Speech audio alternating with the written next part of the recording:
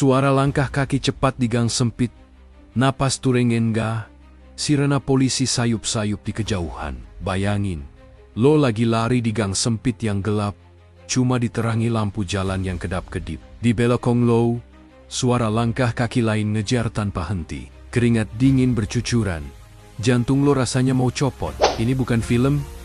Ini kisah nyata seorang pencuri ulung bernama Bayu dan seorang polisi muda yang gigih. Namanya Bribda Tio. Bayu ini bukan maling biasa. Dia dijuluki si hantu malam sama polisi. Kenapa? Karena dia selalu bisa masuk ke rumah paling aman, sekalipun tanpa ninggalin jejak sedikit pun. Gak ada sidik jari, gak ada pintu yang rusak. Dia masuk dan keluar seperti angin. Puluhan kasus perampokan barang mewah udah dia lakuin. Dan polisi selalu menemui jalan buntu. Dia seolah-olah selangkah lebih maju. Selalu. Di sisi lain, ada Bribda Tio, polisi muda yang baru beberapa tahun bertugas, tapi punya intuisi yang tajamnya luar biasa. Kasus-kasus lain mungkin dia serahin ke seniornya. Tapi kasus si hantu malam ini, entah kenapa, dia merasa ini adalah tantangan pribadinya. Dia begadang berhari-hari, bukan cuma ngeliatin laporan TKP Kara, tapi mempelajari pola pikir si pencuri. Dia mencoba berpikir seperti Bayu. Kalau gue jadi dia, apa yang bakal gue lakuin selanjutnya? Malam itu, Tio dapat firasat kuat. Dia yakin si hantu malam bakal beraksi lagi di sebuah perumahan elit di pinggir kota. Tanpa banyak omong ke atasannya, dia berangkat sendirian. Dia nggak mau ada keributan sirena yang bisa bikin targetnya kabur. Dia cuma mau mengamati. Dan bener aja, dari kejauhan, Tio ngeliat sesosok bayangan hitam bergerak lincah di atap salah satu rumah termewah di kompleks itu. Itulah dia, si hantu malam. Tio nggak langsung menyergap.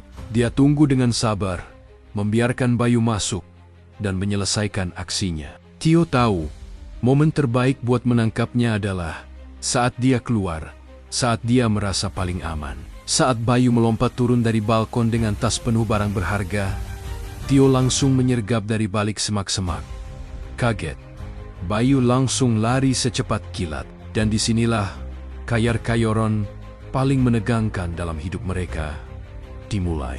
Bukan kejar-kejaran mobil di jalan tol, tapi duel fisik dan mental di labirin gang-gang sempit, melompati pagar rumah warga, lari di atas atap seng yang berisik. Napas mereka soma-suma habis. Berkali-kali Tio hampir berhasil menangkap jaket Bayu, tapi Bayu selalu bisa berkelit dengan gerakan yang hampir nggak manusiawi. Mereka sampai di sebuah area konstruksi bangunan yang terbengkalai. Gelap, penuh besi dan lubang. Di lantai 3 gedung itu, Bayu terpojok di ujung sebuah balok baja yang menjorok keluar. Di bawahnya, cuma ada kegelapan setinggi puluhan meter. Di belakangnya, Tio berdiri dengan napas yang masih tersengal. Pistol di tangannya teracung lurus. Menyerah, Bayu, kamu sudah terkepung, suara Tio menggema. Bayu tertawa kecil, tawa yang terdengar lelah dan putus asa. Menangkapku, coba saja kalau bisa.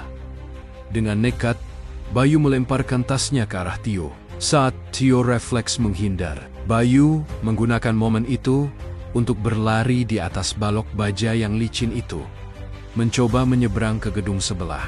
Itu adalah sebuah pertaruhan gila, dan dia gagal. Kakinya tergelincir, tubuhnya kehilangan keseimbangan. Dalam sepersekian detik, Bayu jatuh dari balok itu. Dia berteriak, tapi tangannya berhasil diraih oleh seseorang.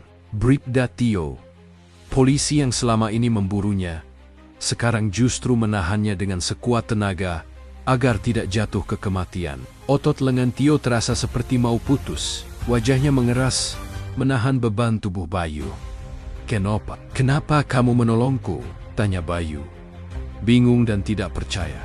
Tio menatap tajam ke mata Bayu. Tugasku bukan untuk membunuhmu. Tugasku adalah menghentikanmu. Sekarang bantu aku, tarik tanganmu. Momen itu mengubah segalanya.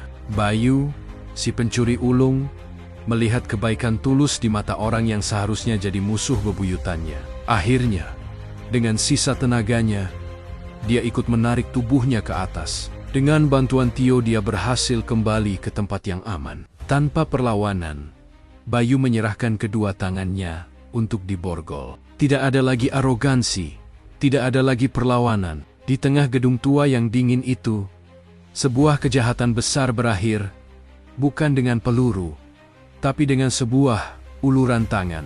Pada akhirnya, secerdik dan sekuat apapun sebuah kejahatan direncanakan, ia akan selalu bertekuk lutut di hadapan kebaikan yang tulus dan keberanian yang tanpa pamrih. Karena cahaya, sekecil apapun itu, akan selalu menemukan cara untuk menembus kegelapan yang paling pekat sekalipun.